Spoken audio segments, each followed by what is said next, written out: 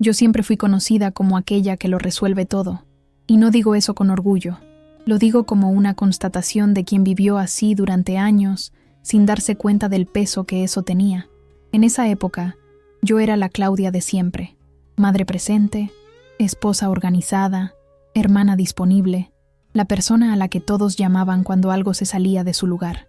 Ese día específico ocurrió en un periodo en el que mi vida parecía funcionar perfectamente por fuera, aunque por dentro yo me sentía exhausta. Me despertaba antes que todos, me dormía después que todos, y pasaba el día entero apagando incendios que no siempre eran míos. Trabajaba medio tiempo fuera, y el resto del tiempo estaba tomado por la casa, los hijos, los favores y las urgencias ajenas. No recordaba la última vez que alguien me había preguntado cómo estaba de verdad. En ese momento de mi vida, pensaba que el cansancio era normal, casi un requisito para ser una buena mujer. No me veía como víctima, me veía como necesaria. Y tal vez ese haya sido el comienzo de todo. Ese día, me desperté con el cuerpo pesado y la cabeza llena, pero todavía sin imaginar que algo estaba a punto de cambiar. El reloj marcaba las 6 de la mañana, y yo ya sentía que no tendría descanso.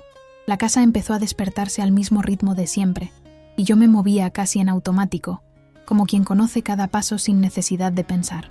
Preparé café, desperté a los niños, separé la ropa, respondí un mensaje de la escuela y otro de mi hermana pidiendo ayuda para más tarde. Mi marido salió apurado, me dio un beso rápido y preguntó qué habría para la cena, como si eso fuera un detalle ya resuelto. Respondí que vería, aún sintiendo una punzada extraña en el pecho en ese instante. Todavía no era dolor, era una advertencia discreta que ignoré, como tantas otras a lo largo de los años. Mientras lavaba los platos, pensé en cuántas veces ya había hecho eso sin que nadie lo notara. No por maldad, sino por costumbre. El silencio de la casa después de que todos se fueron parecía más pesado de lo que debería. Me senté por un minuto, algo raro, y sentí unas ganas inesperadas de llorar sin saber exactamente el motivo. Me levanté enseguida, porque había cosas que hacer y personas a las que atender. Yo todavía creía que dar abasto a todo era señal de fortaleza. Poco sabía que ese día estaba empezando a mostrarme lo contrario. A lo largo de la mañana, intenté seguir mi rutina de trabajo como si nada estuviera fuera de lugar, pero algo en mí ya estaba desalineado. Respondía a correos, hacía llamadas y anotaba compromisos, pero la concentración se me escapaba como agua entre los dedos. Mi cuerpo daba pequeñas señales que yo fingía no notar. Manos frías, el corazón acelerándose de la nada, una sensación extraña de opresión en la garganta. Aún así, seguía, porque parar nunca fue una opción real para mí. En algún momento miré el reloj y me di cuenta de que no había comido nada desde temprano, pero pensé que después lo resolvería. Siempre después. La cabeza dolía leve, de ese modo que uno llama nada grave, incluso cuando sabe que no es tan así. Me repetía mentalmente que era solo una fase agitada, que pronto las cosas se calmarían. Esa frase ya se había vuelto un mantra vacío. Esa mañana, todavía creía que el problema era la falta de organización, no el exceso de todo. Y esa creencia me mantuvo en movimiento, incluso cuando el cuerpo pedía pausa. Estaba cansada, pero todavía no lo admitía. Cerca del mediodía, mi hermana Marcela me llamó, con la voz apurada y familiar de quien ya cuenta con el sí incluso antes de pedir. Necesitaba que yo me quedara con los niños por la tarde, porque había surgido un compromiso de último momento. Mientras hablaba, yo miraba la pantalla de la computadora y sentía el cansancio extenderse por los hombros.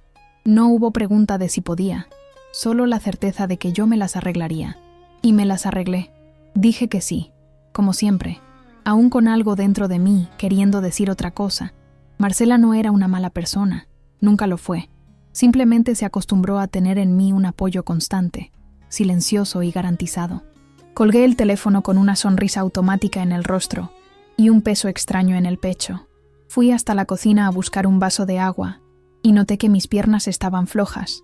Me apoyé en la encimera por unos segundos, respiré hondo y seguí adelante. En mi cabeza, ayudar era sinónimo de amor. Todavía no entendía el costo de eso.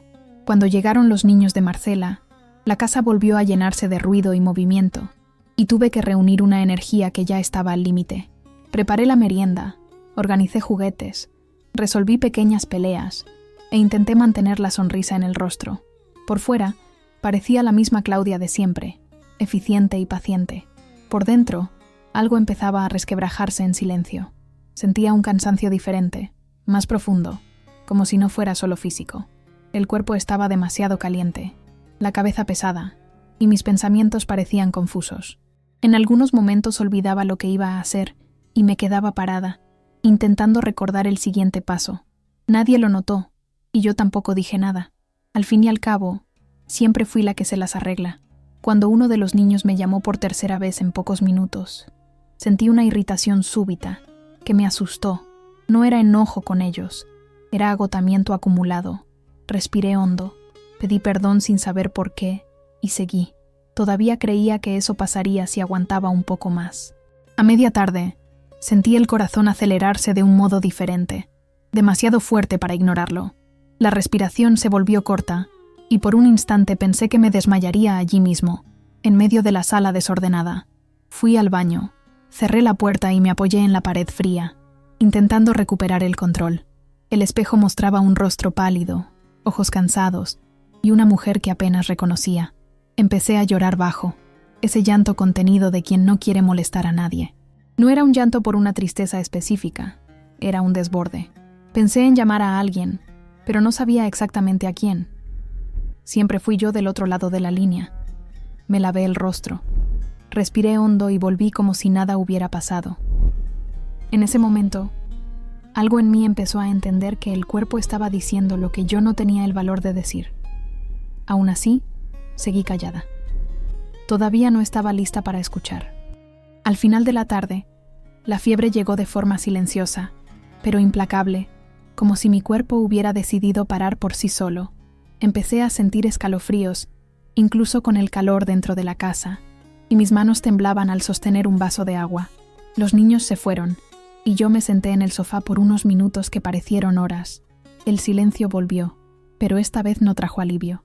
Trajo un vacío extraño, acompañado de un cansancio que no se explicaba solo por el día agitado. Cuando mi marido llegó, preguntó si todo estaba bien, pero la pregunta sonó automática, de esas hechas sin esperar una respuesta real. Dije que sí, por reflejo. Él fue a ducharse, y yo me quedé allí, intentando entender por qué me sentía tan sola incluso estando rodeada de gente todo el día. La fiebre subía, y yo empezaba a sentirme desconectada de mi propio cuerpo. Era como si estuviera funcionando por obligación, no por elección. Esa noche apenas comenzaba, y yo ya sentía que algo en mí había pasado del límite.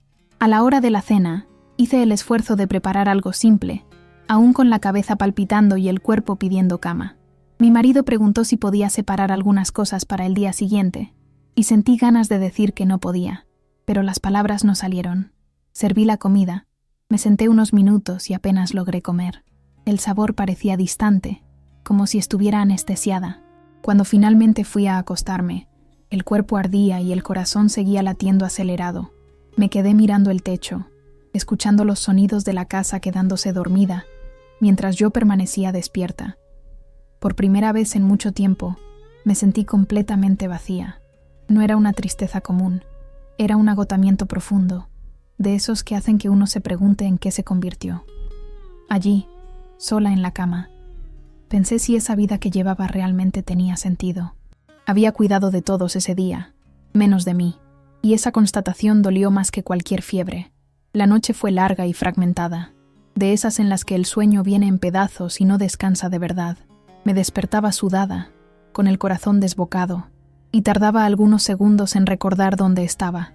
En uno de esos despertares, me levanté despacio y fui hasta la cocina, sintiendo el suelo frío en los pies.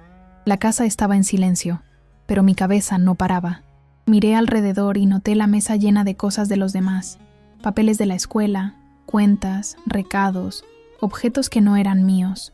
No había nada allí que hablara de mí, de mis gustos o deseos. Esa imagen simple me golpeó de una forma extraña, como un espejo que yo evitaba mirar. Sentí una soledad difícil de explicar, no por falta de personas, sino por ausencia de espacio. Volví a la cama con un nudo en el pecho y la sensación de que algo necesitaba cambiar, aún sin saber qué. Por primera vez, admitir eso no me dio miedo, me dio un cansancio honesto. A la mañana siguiente, desperté peor de lo que me había acostado, con el cuerpo pesado y la fiebre todavía alta. Aún así, Intenté levantarme, hasta que noté que mis piernas no respondían como antes. Mi marido se extrañó y preguntó si no iba a trabajar, y allí, sentada en el borde de la cama, sentí unas ganas súbitas de decir la verdad. Dije que no estaba bien, que algo estaba mal. Él me miró con sorpresa, como si esa información fuera nueva, y sugirió que fuera al médico. Eso sonó casi como un permiso, y me di cuenta de cuánto lo necesitaba incluso para cuidarme. En el camino a la clínica, el mundo parecía lento, distante, y yo me sentía pequeña dentro de mí misma. En la sala de espera, observando a otras personas, pensé en cuántas historias silenciosas existían allí. Cuando llamaron mi nombre, sentí una mezcla de miedo y alivio. Por fin me había detenido. Y en ese momento, eso ya era un comienzo. El consultorio era sencillo, con olor a alcohol y un ventilador antiguo haciendo ruido en una esquina, y me senté allí sintiéndome más pequeña de lo que realmente era. El médico empezó con preguntas básicas, pero en algún momento levantó la mirada y me observó de un modo atento, como quien percibe algo más allá de los síntomas. Mientras hablaba, empecé a llorar sin aviso, un llanto vergonzoso, difícil de controlar. No era solo por la fiebre o las palpitaciones, era por años guardados en el cuerpo. Él escuchó en silencio, sin apuro, y eso por sí solo ya fue diferente de lo que estaba acostumbrada. Cuando terminó el examen, dijo con calma que mi cuerpo estaba reaccionando a un estrés acumulado, a un agotamiento prolongado. No era debilidad ni exageración, era un límite sobrepasado.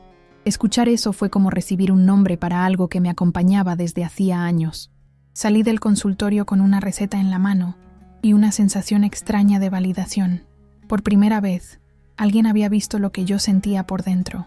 En el camino de vuelta a casa, me quedé en silencio, mirando por la ventana del auto, intentando ordenar todo lo que había escuchado. Mi marido comentaba algo sobre el trabajo, pero yo apenas escuchaba. La palabra agotamiento resonaba en mi cabeza, pesada y liberadora al mismo tiempo. Siempre creí que tenía que aguantar, que descansar era un lujo, casi un error. Pero allí, con el cuerpo fallando, quedó claro que había superado mis propios límites hacía mucho tiempo. Cuando llegué a casa, me senté nuevamente a la mesa de la cocina, la misma que usaba para servir a todos los demás.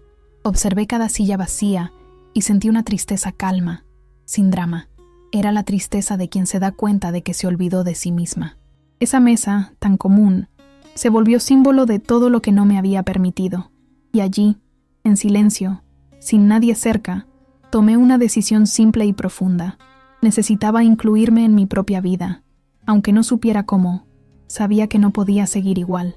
Ese mismo día, todavía débil y con el cuerpo lento, empecé a hacer pequeñas cosas diferentes, casi imperceptibles para quien mirara desde afuera. Dejé los platos en la pileta por más tiempo, me senté en el sofá sin culpa e ignoré algunos mensajes que llegaban al celular. Cada notificación no respondida me daba una mezcla de ansiedad y alivio, como si estuviera rompiendo una regla invisible. En mí, el narrador silencioso observaba: Claudia siempre corre, siempre resuelve, siempre aparece. Pero esa tarde, yo no aparecí para el mundo. Aparecí solo para mí, aún sin saber bien quién era sin las demandas de los demás. El cuerpo todavía dolía, pero la cabeza parecía un poco más clara. Por primera vez en mucho tiempo, no estaba intentando ser útil. Estaba intentando ser entera. Eso no parecía egoísmo, parecía supervivencia. Y esa sensación, todavía extraña, empezó a echar raíces dentro de mí. Cuando mi marido notó que la cena no estaba lista, vino hacia mí con una mirada confundida, casi infantil. Preguntó si estaba bien de verdad, y esta vez no respondí en automático. Dije que no, que estaba exhausta, que necesitaba ayuda. Las palabras salieron temblorosas, pero verdaderas. Él se quedó en silencio por unos segundos, visiblemente desconcertado, como alguien que percibe que algo cambió de lugar. No hubo pelea ni grandes declaraciones, solo una incomodidad honesta. Terminó yendo a la cocina e improvisó algo simple. Observé esa escena con sentimientos mezclados: alivio, culpa, miedo y un atisbo de esperanza. El narrador omnipresente sabía que eso era pequeño, pero significativo. Por primera vez, el peso no estaba todo sobre mis hombros. Y aún imperfecto, ese momento marcó el inicio de una nueva forma de existir dentro de esa casa. En los días siguientes, aún recuperándome físicamente, Empecé a notar cuánto mi ausencia en ciertas tareas causaba extrañeza. Los niños preguntaban dónde estaban algunas cosas. Mi marido olvidaba horarios y la casa parecía levemente desorganizada. Nada grave, nada imposible, pero lo suficiente para mostrar cuánto todo siempre había pasado por mí. Observaba en silencio, luchando contra las ganas de levantarme y resolverlo todo de una vez. Había una culpa antigua intentando arrastrarme de vuelta al lugar conocido. Al mismo tiempo, algo nuevo iba creciendo, una comprensión lenta de que no era mi función sostenerlo todo sola. El narrador que todo veía percibía cómo la dinámica familiar estaba siendo puesta a prueba, no por falta de amor, sino por exceso de costumbre.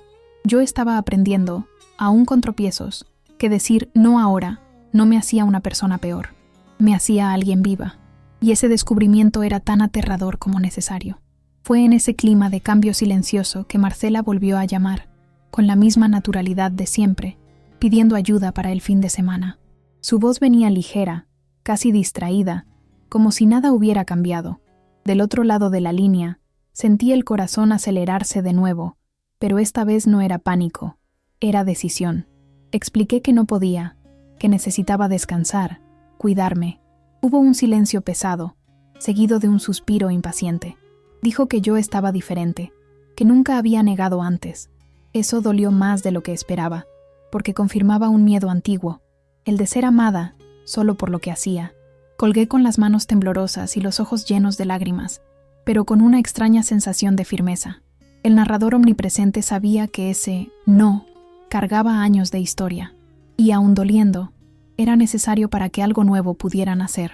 Después de esa llamada, me quedé sentada un buen rato, mirando el celular como si pudiera responderme algo. La culpa llegó fuerte, acompañada de una voz interna que decía que yo estaba siendo egoísta, ingrata, exagerada. Esa voz era antigua y conocida, construida a lo largo de años diciendo sí cuando quería decir no. El narrador que observa todo sabía que esa batalla no era con Marcela, era conmigo misma. Me levanté, fui hasta la ventana y me quedé mirando la calle, a las personas pasando, cada una cargando sus propios pesos. Pensé en cuántas veces había dejado mis límites de lado para mantener la paz de los demás. El cuerpo todavía estaba débil, pero la decisión seguía firme. Estaba aprendiendo que la incomodidad también forma parte del crecimiento. No todo cambio viene con aplausos. Algunos vienen con silencio, distancia e incomprensión. Y aún así, son necesarios. Esa noche, antes de dormir, me senté nuevamente a la mesa de la cocina, pero esta vez de una manera diferente. No para servir, no para organizar, sino para pensar. Puse una taza de té caliente frente a mí y me quedé observando el vapor subir lentamente. Esa imagen simple me trajo una calma extraña, casi espiritual. En silencio, hice una oración a mi manera, sin palabras bonitas, solo un pedido sincero de dirección y fuerza. No escuché voces ni vi señales extraordinarias, pero sentí que algo cambiaba por dentro. Una paz discreta, que no resolvía todo, pero sostenía. El narrador omnipresente sabía que allí estaba el centro de esa transformación, no un milagro externo, sino una alineación interna. No sabía cómo sería de allí en adelante, pero por primera vez en mucho tiempo, sentía que Dios no me quería exhausta para probar amor, me quería entera. Los días fueron pasando, y cada pequeña elección diferente parecía abrir un espacio nuevo dentro de mí. No fue un cambio rápido ni bonito de ver. Estuvo lleno de incomodidades y recaídas. A veces decía sí sin darme cuenta, y solo después notaba el peso volviendo a los hombros. Otras veces, lograba mantener el límite y pasaba el resto del día lidiando con la culpa. El narrador omnipresente acompañaba ese proceso lento, entendiendo que nadie se reconstruye de la noche a la mañana. Yo todavía hacía muchas cosas por los demás, pero ahora empezaba a percibir cuándo eso me atravesaba demasiado. El cuerpo respondía mejor cuando respetaba mis límites, y peor cuando me ignoraba. Pequeñas señales, antes imperceptibles, ahora gritaban dentro de mí. Era como si estuviera reaprendiendo a escuchar, no solo a Dios, sino a mí misma, y eso exigía coraje diario. En uno de esos días, Marcela apareció en casa sin avisar, con una mirada cargada de dolor y palabras atragantadas. Dijo que yo había cambiado, que ya no me reconocía, que parecía que no me importaba como antes. Escuchar eso dolió profundo, porque siempre quise ser vista como alguien buena. Respiré hondo antes de responder, sintiendo el corazón latir fuerte en el pecho. Dije que sí me importaba, pero que había enfermado intentando dar abasto a todo sola. Ella escuchó en silencio, pero la mirada defensiva permaneció. No hubo abrazo ni entendimiento inmediato. Se fue con una sensación de pérdida, y yo me quedé con un vacío extraño, pero honesto. El narrador que todo ve sabía que algunas relaciones solo funcionan cuando una de las partes se anula, y cuando eso cambia, el amor necesita aprender otra forma de existir. Después de esa conversación, pasé un tiempo en silencio, procesando todo lo que se había dicho, y sobre todo, lo que no. La casa estaba demasiado calma, casi incómoda, y yo caminaba de un ambiente a otro sin saber exactamente dónde detenerme. Extrañaba la antigua rutina, aún sabiendo cuánto me hacía mal. Existe un luto silencioso cuando dejamos atrás a quien creíamos que necesitábamos ser. El narrador omnipresente percibía ese conflicto interno, el deseo de ser aceptada y la necesidad de protegerme. Me senté en el sofá y cerré los ojos por unos minutos, respirando hondo, intentando no huir de lo que sentía. No era paz plena, era una travesía. Entendía que cambiar no significaba dejar de amar, sino aprender a amar sin perderse, y eso exigía un tipo nuevo de fe, más madura y menos sacrificada. Poco a poco la dinámica dentro de casa también empezó a ajustarse, aunque de manera imperfecta. Mi marido empezó a preguntar más, a equivocarse más y a aprender poco a poco. Los niños comenzaron a percibir que yo también me cansaba, que yo también necesitaba pausa. Hubo días de desorden, de retrasos y de impaciencia, pero también hubo aprendizaje. Empecé a ocupar un lugar diferente, menos automático, más consciente. El narrador que observa todo veía a esa familia reaprendiendo a funcionar, no por falta de amor, sino por exceso de dependencia anterior. A veces todavía me sentía insegura, con miedo de estar exigiendo demasiado, pero cuando miraba el cuerpo, más liviano, y la mente, más presente, entendía que estaba en el camino correcto. No siempre lo correcto es cómodo, pero sostiene. Con el tiempo, empecé a notar algo que antes pasaba desapercibido. Respiraba mejor. No hablo solo del cuerpo, sino de la vida en general. Las mañanas dejaron de empezar en carrera, y aun cuando el día era lleno, ya no me sentía engullida por él. El narrador omnipresente percibía cómo pequeños cambios internos alteran todo el paisaje alrededor. Yo todavía ayudaba, todavía me importaba, pero ahora había un criterio silencioso. ¿Hasta dónde eso me atraviesa?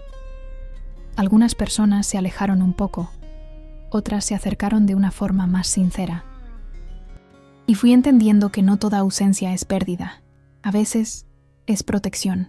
En algunos momentos todavía sentía miedo de estar volviéndome demasiado dura, pero algo dentro de mí respondía con calma. No era dureza, era límite, y el límite también es amor.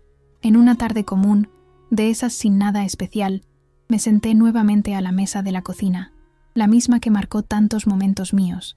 La diferencia es que ahora me sentaba allí sin apuro, con un plato hecho por otra persona y un vaso de agua que alguien me había servido. Eso me emocionó más de lo que esperaba. No era por la comida, era por el gesto. El narrador que todo ve sabía que ese momento simple cargaba una fuerza simbólica enorme. Por fin no estaba solo sosteniendo la vida de los demás, también estaba siendo sostenida.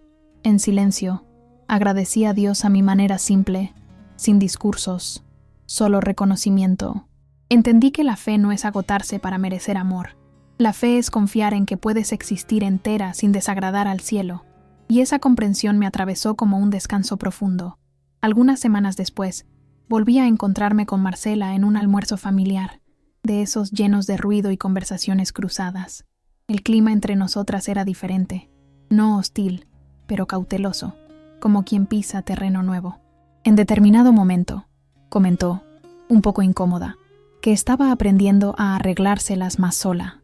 No fue una disculpa ni una reconciliación completa, pero fue real.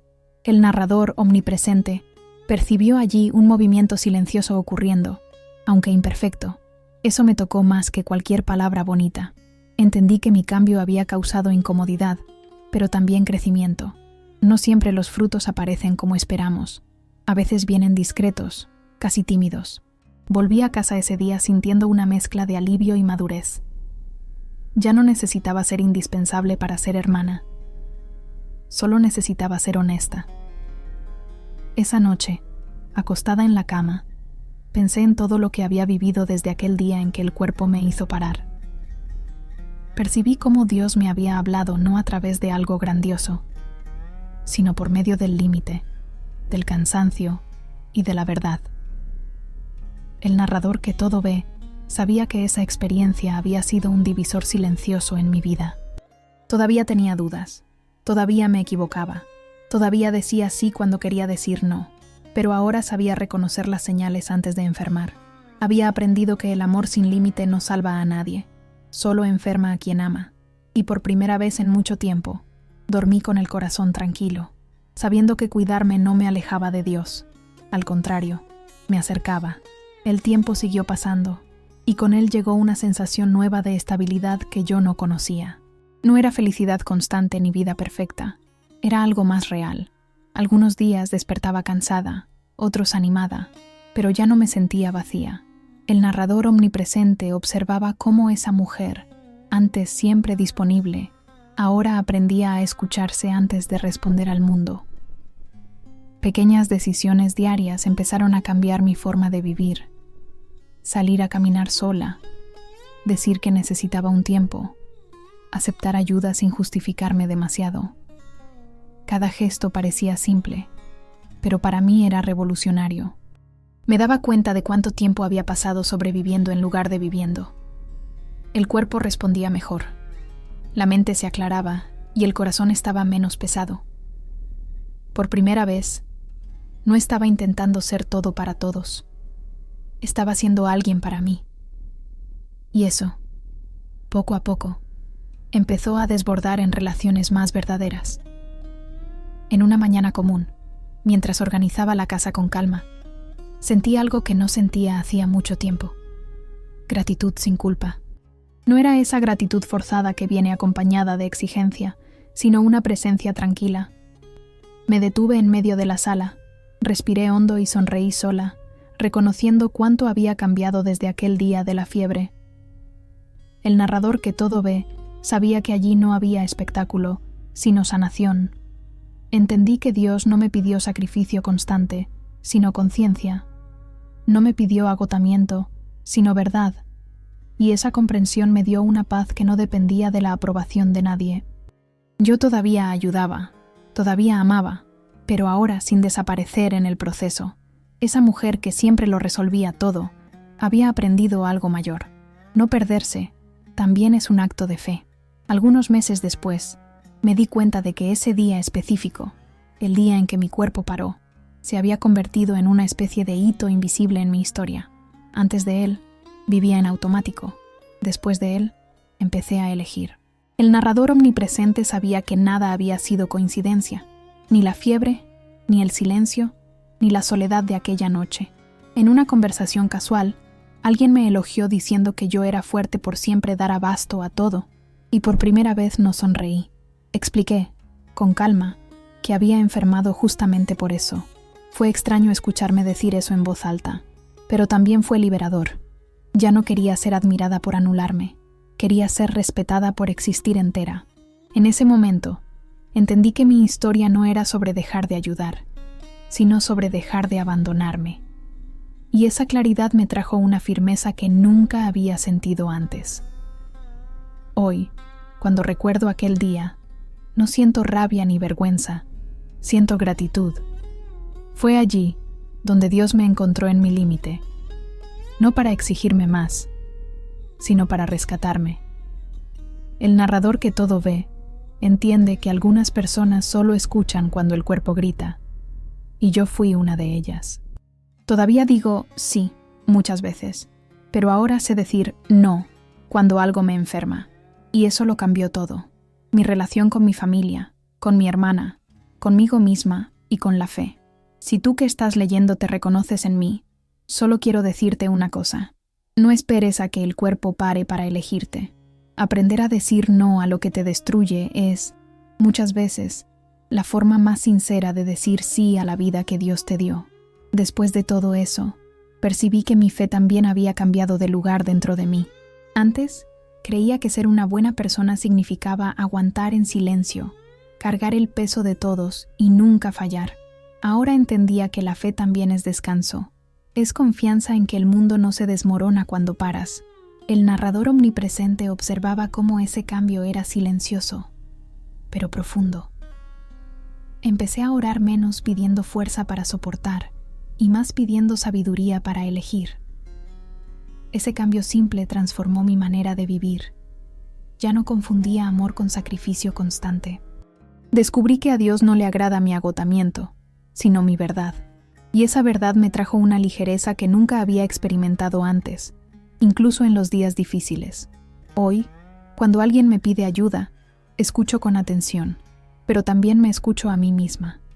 Si puedo ayudar, ayudo con el corazón en paz. Si no puedo, digo no sin explicarme demasiado. Todavía siento un nudo a veces, porque los viejos hábitos no desaparecen de un día para otro. Pero ahora sé lidiar con eso. El narrador que todo ve entiende que madurar es aceptar que no todos van a comprender tu cambio. Algunas personas van a extrañar la versión tuya que se anulaba. Y está bien. Aprendí que no puedo ser casa para todos si yo misma estoy en ruinas. Esa conciencia no me endureció, me fortaleció. Y eso, para mí, fue un milagro cotidiano. Si hoy escribo esto aquí, es porque sé que existen muchas personas viviendo como yo viví, creyendo que el amor es gastarse hasta que no quede nada. El narrador omnipresente ve esas historias todos los días, escondidas en rutinas silenciosas y sonrisas cansadas. Yo fui esa persona durante mucho tiempo. Creía que si paraba, todo se derrumbaría, que perdería mi valor. Pero la verdad es que, cuando paré, lo que cayó fue solo la ilusión de que necesitaba sacrificarme para merecer amor. Dios me encontró exactamente allí, en el límite, no con exigencia, sino con cuidado. Usó mi cuerpo, el silencio y la soledad para enseñarme algo que había ignorado durante años, que yo también soy responsabilidad mía, y que eso no es egoísmo, es madurez espiritual. Hoy sigo viviendo, ayudando, amando y preocupándome, pero sin borrarme en el proceso. No todo está resuelto, no todas las relaciones quedaron como antes, y aprendí a aceptar eso. Algunos cambios tienen costo, y yo pagué el mío con lágrimas e incomodidad, pero gané algo mayor: presencia, claridad y paz. El narrador que todo ve sabe que ese día específico cambió mi historia para siempre, no porque todo se resolviera mágicamente, sino porque me elegí por primera vez. Si existe un propósito en todo esto, es ese: aprender a decir no a lo que enferma es un sí a la vida que continúa. Y esa fue la forma más concreta que Dios encontró de salvarme de mí misma. Hoy, mirando hacia atrás, sé exactamente cuál fue el día en que todo empezó a cambiar, aunque en ese momento no tuviera esa claridad. Fue el día en que mi cuerpo paró para que mi alma pudiera ser escuchada. El narrador omnipresente entiende que algunas lecciones no vienen con explicaciones, sino con experiencias que marcan para siempre. Todavía no comprendo todo lo que ocurrió, ni por qué necesité llegar tan lejos para aprender, pero sé que hubo un propósito. Aprendí que decir no me alejó de Dios, me acercó, me enseñó a vivir con más verdad, menos culpa y más presencia. La mujer que siempre lo resolvía todo sigue aquí, pero ahora también se cuida, se respeta y se escucha, y eso cambió completamente mi vida.